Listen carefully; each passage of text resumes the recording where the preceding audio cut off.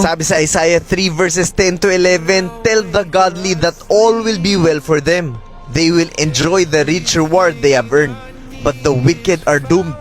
They will get exactly what they deserve." Dalawang magkaibang tao ang sinabi dito. Isang naniniwala kay Lord at sumusunod, at isa namang hindi, na may sariling pananaw, sariling diskarte at walang Diyos sa buhay. The godly will enjoy, but the wicked are doomed. Sa Tagalog, ang maka-Diyos ay magsasaya, ngunit ang masama ay mapapahamak. Sabi din dito, they will exactly get what they deserve. Alam nyo ba guys na hindi nyo kailangan ipagsigawan na hindi ako naniniwala kay Lord, na hindi ako sumusunod sa Kanya para lang masabing kalabang Kanya? Malinaw na sinabi ni Jesus sa Matthew 12 verse 30, "Anyone who isn't with me opposes me. And anyone who isn't working with me is actually working against me." Hindi mo nga pinagsisigawang kalaban mo siya. Hindi mo nga pinagsisigawang kaaway mo siya. Pero malinaw na hindi ka rin sumusunod sa Kanya. And those are the wicked people na binasa natin doon sa unang verses. Ala kasi ng iba kapag sinabing wicked is kapag pumatay ng tao, nagnakaw, yung mabibigat na kasalanan. But it's actually anyone who doesn't believe and follow God. Maaaring tumutulong ka pero wala kang Diyos sa buhay mo. Kaya sa tuwing tumutulong ka, para sa'yo, ikaw yung magaling. Ikaw yung mapagbigay, ikaw yung mabait, na ikaw mismo ang Diyos ng buhay mo. Again, you don't have to say it.